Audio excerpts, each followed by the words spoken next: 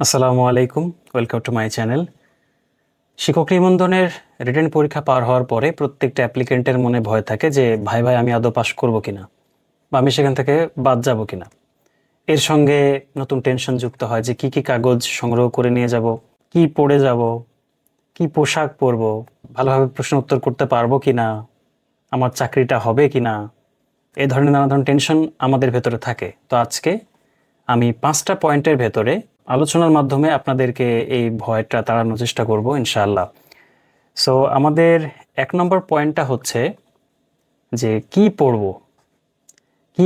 এই পয়েন্টে যাওয়ার আগে আমি আপনাদেরকে একটা কথা বলে নেই যে আপনারা যে নিবন্ধন পরীক্ষাটা দিয়েছেন, সেই পরীক্ষার যে প্রিলি আপনারা দিয়েছেন, সে প্রিলিটা আসলে কিন্তু আপনার চাকরি পাওয়ার ক্ষেত্রে খুব বেশি প্রভাব রাখবে না। দ্বিতীয়ত হচ্ছে আপনার যে ভাইবাটা আপনি দিচ্ছেন, সেই ভাইবাটাও কিন্তু আপনার চাকরি পাওয়ার ক্ষেত্রে খুব যে বেশি প্রভাব যে রাখছে সেটাও কিন্তু না। আসলে নিবন্ধন চাকরি পেতে হলে আপনার লিখিততে ভালো মার্ক থাকা চাই। আপনার লিখিততে যদি ভালো মার্ক থাকে, ভালো প্রতিষ্ঠান আপনার জন্য ওয়েট করছে। সো লিখিতর মানে ইন্টারসিএ ভাইবাতে মোট মার্ক থাকে 20, অর্থাৎ 20 মার্ক। এই 20 মার্কের মধ্যে আপনার উপস্থিতির উপরে 5 মার্ক থাকে। এরপরে আপনার আচার আচরণ, আপনার প্রশ্নের উত্তরের স্টাইল, আপনার বাজে সিচুয়েশন হ্যান্ডেল করার ক্ষমতা, এই সব কিছু মিলিয়ে আপনাকে কিন্তু মার্ক করা হয়। তো আমি যতদূর জানি যে এনটিআরসি ভাইভাতে আপনি যদি অ্যাটেন্ড করেন তাহলে আপনাকে কেউ কখনো ফেল করাবে না, আমি যতদূর জানি। তারপরে অনেকেই ফেল করে এবং কেন কি কারণে তারা ফেল করে সেই বিষয়টা আমি আপনাদেরকে বলবো একটু পরে। সো আমি প্রথমে বলে নিচ্ছি যে এনটিআরসি এর জন্য আপনি কি পড়াশোনা করবেন। পড়াশোনার জন্য প্রথমে যে আপনি কাজটা করতে পারেন সেটা হচ্ছে আপনার একাডেমিক পড়াটা শেষ করতে হবে, আপনাকে রিভাইজ দিতে হবে। অর্থাৎ আপনি অনার্সের লেভেলে যা পড়েছেন, যে বইগুলো আপনি পড়েছেন, সেই বইগুলো আপনি আরেকবার রিভাইজ দেবেন সেই সমস্ত টপিক ধরে ধরে। তো এই টপিকগুলোর ভেতরে সাথে আরও আপনাকে অনেক কিছু পড়তে হবে, যেমন আপনার নিজ জেলা, নিজ বিভাগ, নিজ উপজেলা, আপনি যে প্রতিষ্ঠান থেকে পড়াশোনা করেছেন সেই প্রতিষ্ঠান সম্পর্কে অনেক তথ্য আপনাকে জেনে যেতে হবে, কারণ ভাইবা হলে এটা নিয়ে প্রায় কোশ্চিন হয়। যে আপনার নিজ উপজেলা সম্পর্কে কিছু বলুন, আপনার নিজ জেলা সম্পর্কে কিছু বলুন, আপনি যে প্রতিষ্ঠান থেকে এসেছেন সেটা নিয়ে আমাদের 5 মিনিট কিছু শোনান। আর যারা ইংরেজিতে ভাইবা দিতে যাবেন তাদের ইংরেজিতে আবার জিজ্ঞেস করবে যে ইংরেজিতে আমাদেরকে বলুন 5-10 মিনিট। আমাকেও একই ধরনের কোশ্চেন করা হয়েছিল এবং আমি আলহামদুলিল্লাহ ভালোভাবে উত্তর দিতে পেরেছিলাম। আপনার বিভাগের, আপনার জেলা উপজেলার যে ফেমাস কোনো ব্যক্তি বা প্লেস সম্পর্কে আপনাকে জেনে যেতে হবে, এই বিষয়গুলো আপনাকে ধরতে পারে। আমি এখন বিষয়ভিত্তিকভাবে বলার চেষ্টা করব যে কোন কোন বিষয়ে কি জিনিস আসতে পারে। আমি প্রথমে ইংরেজি দিয়ে শুরু করি। ইংরেজিতে যারা ভাইবা দিতে যাবেন তাদের আসলে ইংলিশ গ্রামার থেকে জিজ্ঞেস করবে বেশি। এরপরে ফিগার্স অফ স্পিচ থেকে জিজ্ঞাসা করতে পারে। এরপরে হচ্ছে লিটারেচার থেকে তো মাস্ট, লিটারেচার একদম আপনার উইলিয়াম শেক্সপিয়ার থেকে শুরু করে একদম ক্লাসিক্যাল লেভেল থেকে শুরু করে একদম মডার্ন লেভেল পর্যন্ত সবকিছু আপনাকে জিজ্ঞেস করবে। এবং প্রশ্নগুলো খুব বেশি হার্ড না, আপনি বিগত সালের কোশ্চেনগুলো যেগুলা করা হয়েছে রিটেন পরীক্ষার, সেগুলো একটু যদি চোখ বুলায় নেন, কিংবা আপনাদের বড় ভাই যদি কেউ থাকে তাদের যদি জিজ্ঞাসা করেন যে ওনাদের আসলে কি ধরেছিল, তাহলে এখান থেকে একটা আইডিয়া আপনারা পেয়ে যাবেন। ওকে, বাংলার ক্ষেত্রেও কিন্তু সেম একই ধরনের কথা, যে বাংলায় যারা ভাইবাদের যাবেন আপনাদের ব্যাকরণ থেকে কোশ্চেন আসবে, সাহিত্য থেকে তো মাস্ট। এই বিষয়গুলো আপনাদেরকে খেয়াল রাখতে হবে। ঠিক একইভাবে গণিত সহ অন্যান্য যত সাবজেক্টগুলো রয়েছে তাদের ক্ষেত্রেও আপনার একাডেমিক পড়াটা পড়ে যেতে হবে, আপনার নিজ জেলা উপজেলা সম্পর্কে আপনারা জেনে যাবেন। অ্যান্ড দ্য লাস্ট ওয়ান, আমি যেটা সবার ক্ষেত্রে বলছি, সাম্প্রতিক যে ঘটনাবলী সেগুলো আপনাকে জেনে যেতে হবে ভাইবা হলে।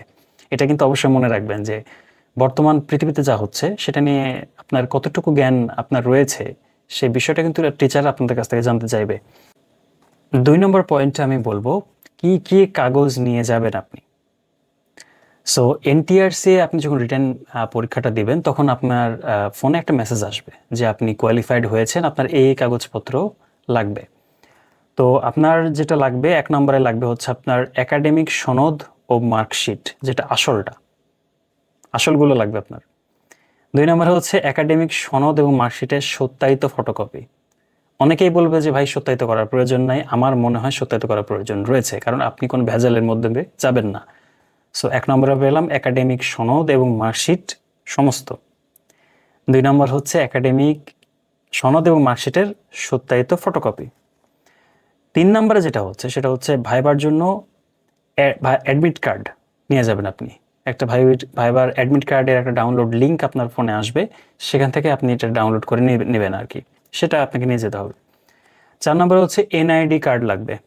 আপনার এনআইডি কার্ডের মূলটাও নিয়ে যাবেন এবং একটা সত্যায়িত ফটোকপি আপনি নিয়ে যাবেন। সো আমি আবার বলি কী কী লাগবে। 1 নম্বরে বললাম একাডেমিক সনদ এবং মার্কশিটের মূল, একাডেমিক সনদ এবং মার্কশিটের সত্যায়িত কপি, ভাইবার অ্যাডমিট কার্ড এবং এনআইডি কার্ডের মূল কপি এবং সত্যায়িত ফটোকপি। ওকে। এবং আরেকটা কথা আপনাদের বলে রাখি, আপনারা যখন রিটেন পরীক্ষাটা মানে রেজাল্ট আপনারা যখন পাবেন, তার পরদিন থেকেই আপনারা এই কাজটা শুরু করে দিবেন এবং খেয়াল করে রাখবেন যে কোনো কাগজপত্র আপনার কম আছে কিনা। ধরুন এমনও অনেকের হয় যে কোথাও ভুল রয়েছে বা কোনো একটা নম্বরপত্র হারিয়ে গিয়েছে, সেক্ষেত্রে সেটা তুলতে কিন্তু একটা সময়ের ব্যাপার। সো আপনি চেষ্টা করবেন আপনার কাগজগুলো খুব দ্রুত কালেক্ট করে নেওয়ার। 3 নম্বর পয়েন্টে আমি আলোচনা করব কি পোশাক পরে যাবেন ভাইভাতে। তো দেখুন, পোশাকের ব্যাপারে তো নানা ধরনের টেনশন হয়। তো প্রথমে আমি ছেলেদের ব্যাপারে আমি বলি। তো ছেলেরা আসলে মূলত পরে যাবে হচ্ছে সাদা শার্ট এবং কালো প্যান্ট। এটা হচ্ছে ইউনিভার্সাল যে কালার সেটা। এবং সাদার সাথে কিন্তু আপনি নেভি ব্লু প্যান্টও পরে যেতে পারেন, এটা কিন্তু ভালো লাগে, মানে ম্যাচিংয়ের দিক থেকে বেশ ভালো। এরপরে হচ্ছে আপনি পরে যেতে পারেন আকাশি নীল কিংবা কালো প্যান্ট আপনি পরতে পারেন। হালকা আকাশি নীল, বাট গাঢ় হবে না, আকাশি নীল হালকা, এর সাথে কালো প্যান্ট আপনি পরতে পারেন। অথবা হালকা গোলাপি এবং কালো প্যান্ট, এটাও কিন্তু মোটামুটি ভাইবার জন্য বেশ মডারেট একটা কালার কম্বিনেশন। এই সমস্ত পোশাকের সাথে আপনি টাই পরতে পারেন, ঘড়ি পরতে পারেন, বাট ঘড়িটা অবশ্যই অ্যানালগ হতে হবে, দেখতে যেন খুবই ভালো লাগে। বাট এটা আসলে আপনি যদি স্মার্ট ওয়াচ পরে যান, এটা যদি অ্যাপলের বা অন্য কোনো ব্র্যান্ডের যদি স্মার্ট ওয়াচ হয়, তাহলে এটা কিন্তু অ্যালাউড না। আরেকটা জিনিস পড়তে পারেন, সেটা হচ্ছে অক্সফোর্ড শুজ। আপনি বিভিন্ন দোকানে গিয়ে অক্সফোর্ড শুজ কিনে নেবেন। আর আমার সাইজ থাকবে, আপনি লোফার পরে যাবেন না প্লিজ, লোফার এই জায়গাতে পরে যাবেন না। আমার মনে হয় আপনি ভাইভাতে অ্যাটেন্ড করছেন, একটা চাকরি ভাইভাতে, আপনাকে কিন্তু মার্জিত দেখাতে হবে। আর একটা জিনিস মনে রাখবেন যে সিম্পলিসিটি সবসময় বেস্ট। আপনি যদি মনে করেন যে গাঢ় কালার পরে যাবেন, আপনার নজর মানে সবার নজর আপনার উপরে থাকবে, তাহলে আপনি ভুল করছেন। আপনাকে যত সিম্পলি থাকেন ততই আপনাকে দেখতে কিন্তু ভালো লাগবে। আপনার পার্সোনালিটি আপনার পোশাকের দ্বারা কিন্তু মানুষ বুঝতে পারে। সো পোশাকের ব্যাপারে আমি বলে দিলাম, এটা ছেলেদের ক্ষেত্রে হবে। মেয়েদের ক্ষেত্রে যেটা হবে, মেয়েদের ক্ষেত্রে আসলে তেমন বাধা ধরার নিয়ম নেই, তো তারা শাড়ি, সালোয়ার কামিজ সবগুলো পরে যেতে পারবে। বাট একটা জিনিস খেয়াল করতে হবে যে আপনার পোশাকটা যেন পরিপাটি হয়। আর একটা কথা, এখানে আপনি কিন্তু বোরখা পরেও যেতে পারবেন, সো এটাতে আসলে বাধা ধরার নিয়ম নেই। বাট আপনাকে অবশ্যই পোশাকটা হালকা কালারের হতে হবে, খুব বেশি গাঢ় কালার আপনি পরে যেতে পারবেন না। এরপরে হচ্ছে অতিরঞ্জিত সাজসজ্জা কিন্তু করা যাবে না। আপনি যদি মনে করেন যে বেশি লিপস্টিক দিয়ে বা টিপ দিয়ে আমি সুন্দর করে যাব, আমার ভাই বা যারা স্যাররা আছেন তাদের আমার চেহারা দেখে মানে ইমপ্রেসড হয়ে যাবেন, আমাকে বেশি মার্ক দেবেন, নো, এই কাজটা ভুলেও করতে যাবেন না, তাহলে আত্মহত্যা সামিল হবে। আপনাকে সবসময় সিম্পলের ভেতরে গর্জিয়াসটা চুজ করতে হবে। এরপরে আপনি মেয়েদের ক্ষেত্রে আমি যেটা বলছি যে আপনারা ঘড়িও পরতে পারবেন, এইগুলো আপনি মেনটেন করতে পারবেন ইনশাল্লাহ। সো এই হচ্ছে পোশাকের ব্যাপার। নেক্সটে হচ্ছে 4 নম্বর যেটা পয়েন্ট, সেটা হলো ভাইবা হলের আচরণ। ভাইবা হলের আচরণটা আপনাকে খুবই ভালোভাবে খেয়াল করতে হবে। 1 নম্বর হচ্ছে ভাইবার আগের দিন আপনাকে ঢাকায় পৌঁছাতে হবে। আপনারা জানেন যে এটা ঢাকার রমনা ইস্কাটন গার্ডেনে এটা ভাইবাটা নেওয়া হয়, যেটা কমলাপুর স্টেশন থেকে খুব বেশি দূরে হবে না। আপনি চেষ্টা করবেন যে ভাইবার দিনে সকাল সকাল পৌঁছানোর, অথবা সবচেয়ে বেটার হয় এটা আগের দিনে পৌঁছানো। তাহলে এটা তাহলে একটা সুন্দর ঘুম দিতে পারবেন আপনি। আপনার ঘুমটা ফ্রেশ হলে পরের দিন ভাইভাতে ভালোভাবে অ্যাটেন্ড করতে পারবেন। এরপরে হচ্ছে ভাইবা হলে আপনি পানির বোতল নিয়ে যাবেন একটা, কারণ আমরা দেখেছি যে অনেক সময় টেনশন হলে আপনি যদি পানিটা খান, তাহলে আপনার টেনশনটা কমতে থাকবে। এরপরে আপনি যেদিন ভাইবা অ্যাটেন্ড করবেন, আপনার যেদিন ভাইবা থাকবে, আপনাকে ভাইবার কিছু সময় আগে আপনাকে ওপরে নিয়ে যাওয়া হবে, একটা নির্দিষ্ট জায়গায় বসানো হবে। তো আপনি ওখানে বসানোর পরে আপনার কাছ থেকে যে কাগজপত্র চাওয়া হয়েছে সেই কাগজপত্র তারা চেক করবে, রিভিউ করবে, এবং যে ফটোকপিগুলো রয়েছে সেই ফটোকপিগুলো তারা কাছে রেখে দিবে, ঠিক আছে, এবং মেইনগুলো আপনাকে সাপ্লাই দিয়ে দেবে তারা। ব্যাস, এরপরে আপনি সুন্দর করে ভাইবা হলে আপনি যাবেন। যাওয়ার আগে দরজায় আস্তে করে খুলে প্রথমে আগে সালাম দিবেন। প্রথমে আগে সালাম দিয়ে তারপরে তারা যদি অনুমতি দেয় যে হ্যাঁ, আপনি এভাবে অনুমতি চাইবেন যে may I come in sir. এরপরে তারা যদি আসতে বলে আপনি ভেতরে ঢুকবেন। ঢোকার পরে তারা যদি বসতে বলে আপনি বসবেন। বসার পরে আপনার কাগজপত্রগুলো একটা টিচারকে দিবেন। ভাইবা হলে মূলত 3জন টিচার থাকে, তারা খুবই ফ্রেন্ডলি হয়, আপনার ভয় পাওয়ার কোনো কারণ নেই। একজন আপনার কাগজগুলো নিবে, সে কাগজগুলো নিয়ে ভালোভাবে দেখবে যে সবকিছু ঠিক আছে কিনা, এরপরে আপনাকে প্রশ্ন করা শুরু করবে।